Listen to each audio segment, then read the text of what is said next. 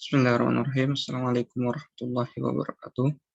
Kawan-kawan, untuk materi berikutnya, saya ingin memperkenalkan teman-teman kepada sebuah ensiklopedia online. Sebenarnya ini ada versi bukunya gitu ya, cuma mereka juga ternyata menyediakan versi ensiklopedia online-nya. Gitu ya.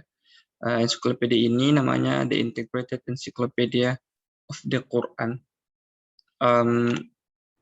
Satu yang penting dari ensiklopedia ini adalah bahwa ensiklopedia ini tuh disusun secara khusus untuk semacam tandingan gitu ya, atau semacam alternatif bagi ensiklopedia of the Quran yang selama ini diproduksi oleh sarjana-sarjana barat.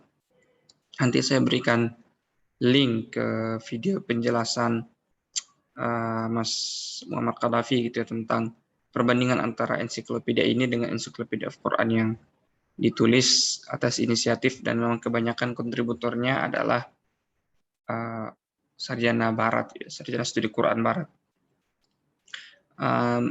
Dan bagi saya itu salah satu keunggulan dan keunikan dari ensiklopedia ini ya, bahwa kita bisa melihat perspektif yang benar-benar secara sadar ya menempatkan diri sebagai insider. Kalau kita lihat sendiri di tagline-nya ini ya, jadi apa namanya,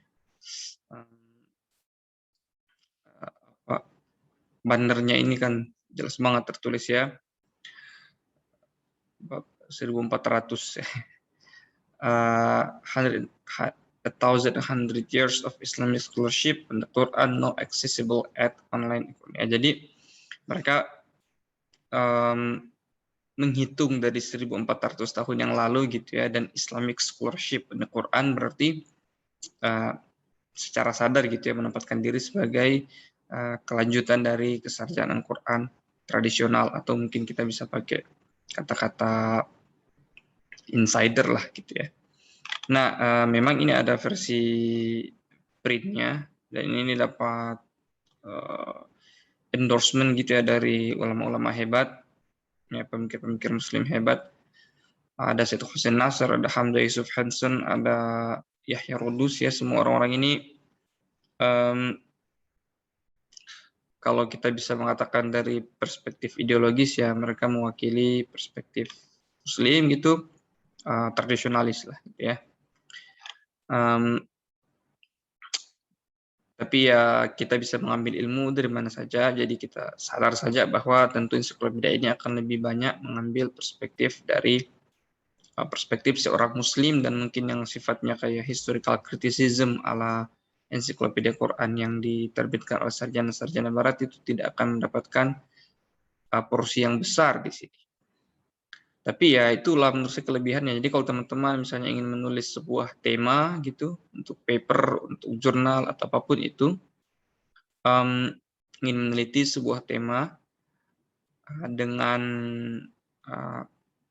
referensi yang bisa dimulai dari sini gitu ya, referensinya gitu. Kalau nanti teman-teman ingin melacak lebih jauh boleh gitu, ke kitab klasiknya langsung. Tapi dari sini tuh bisa kita langsung mendapatkan kayak semacam gambaran umum tentang tema tersebut, dan kadang-kadang bisa bahkan mendalam gitu ya. Jadi semacam kayak Wikipedia, tapi ini ensiklopedia yang online dan reliable gitu.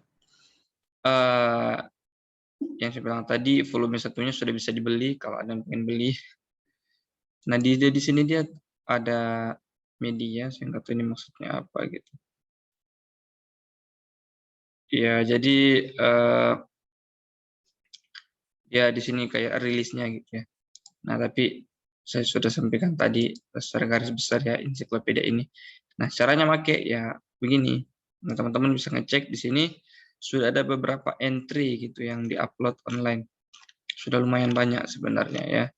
Kalau A itu sudah sampai Azar, berarti AZ gitu ya, sudah sampai DK AZ itu berarti sudah sangat banyak.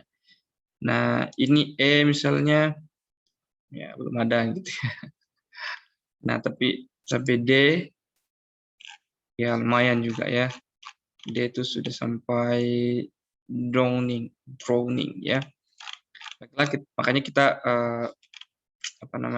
studi kasusnya dari AA saja gitu ya, yang sudah cukup lengkap. Nah, di sini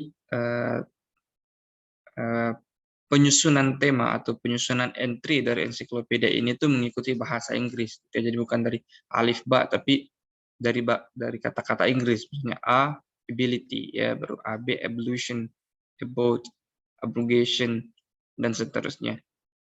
Nah, untuk menunjukkan contohnya ya, misalnya teman-teman ingin menulis sangat bagus gini untuk menulis secara tematik gitu. Misalnya saat ini yang sedang populer atau bukan hanya populer gitu ya, sangat penting juga dibahas misalnya adalah persoalan agraria. Lalu teman-teman sebagai seorang mahasiswa IAT ingin menunjukkan perspektif Quran gitu ya. Terus tulislah gitu ya masalah agraria dalam Al-Quran gitu ya. Atau pertanian dalam Al-Quran. Terus bisa mulai dari sini nih. Nah, apa itu? Agriculture ya, di ziraah. Terus cek. Nah, di sini.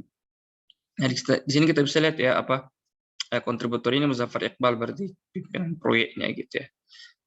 Kemudian nah di sini artikelnya lumayan kan ya. Nah, dimulai dari pembuka ya, human civilization of land to yield crops. Human cultivation of land to yield crops ya. Jadi apa agriculture? Agriculture adalah ketika manusia itu mengkultivasi tanah, itu mengolah tanah untuk menumbuhkan biji-bijian atau tanaman. This article surveys Quranic reference to human agriculture, proper for vegetarian, more generally see plants and vegetation. For vegetation more generally.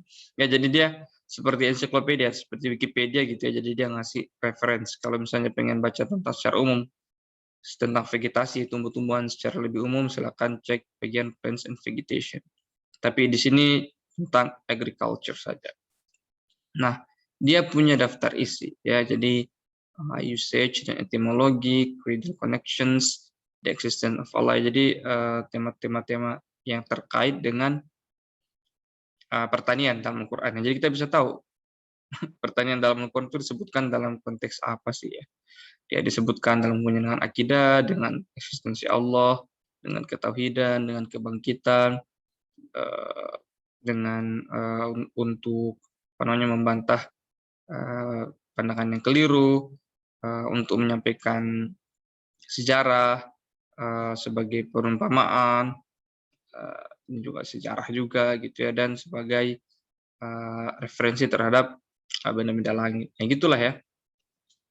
Contohnya begini, misalnya kita lihat usage and etymology ya, jadi penggunaan kata ziraah dalam Al-Quran. Jadi numerous Quranic passage refers to the growth of plants and trees, the regeneration of earth after its being barren, the descent of rain to nourish plants and rejuvenate the earth, and the sudden destruction of the standing fields and orchards. All of these are linked to fundamental themes of the Quran, such as the oneness of Allah, His justice, His omnipotence, divine generosity, and accountability of human beings for their actions, human stewardship of earth, and resurrections. Ya, jadi dia bilang pertanian ketika disebutkan dalam Al-Quran itu selalu terkait dengan tema-tema fundamental dari Quran. Jadi gitu ya. Jadi dia kasih pengantar, habis itu dia bahas gitu istilah-istilah yang ada hubungannya dengan pertanian gitu. Misalnya ini the Quran used words derived from the 5 fruits in literal hakiki as well as figurative majazi sense to the encapsulate themes related to vegetation, plants, and cultivation of land. Jadi ada kata harf, ada zar', ada thawr, ada ini kata dasarnya ta, waw, ro, nun, ta, ha, sod, dan dat, dal gitu ya, dan seterusnya. Jadi dia ceritalah di sini ya, panjang kali lebar ke bawah ya. Misalnya di sini creedal connection, several verbs describing agriculture-related phenomenon are used to affirm one, the existence of Allah Most High, His oneness, dua, His oneness, three, resurrections, four, to refute the false belief. Sometimes these fundamental Quranic terms are present in the same verse or cluster of verse ya. Jadi ya ternyata ketika membahas pertanyaan dalam Quran pun itu dikaitkan dengan tema-tema akidah gitu ya, karena sering dihubungkan dengan kebangkitan gitu ya. Jadi bagaimana Allah membangkitkan kita nanti ya sama seperti ketika tanaman itu tumbuh ya, macam-macam gitu. Nah, ini contohnya. Jadi sangat luar biasa kalian pengen nulis suatu tema, sudah ada di sini referensinya gitu ya. Banyak ya, misalnya silakan pilih saja di sini ya. Misalnya ini tema yang cukup menarik misalnya ya. Apostasy ya, riddah atau kemurtadan ya. Apostasy riddah in Arabic denotes the annulment of one's Islam by intention, speech, or deed. Ya, jadi dari sini ngasih definisi tentang riddah ya. Disbelief ya, kita coba lihat ya. Lumayan gitu ya, kalian menulis tema tentang kemurtadan dalam Al-Quran gitu ya. Bisa nih dilihat di sini.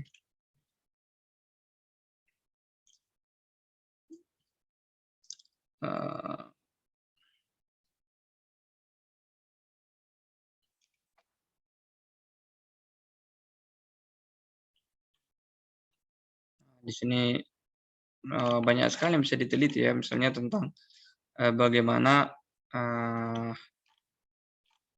ensiklopedia ini menggambarkan tema-tema kontroversial untuk konteks politik saat ini seperti riddah dibandingkan dengan ensiklopedia Quran yang terbitan sarjana yang lebih berorientasi kepada kesarjanaan barat ya.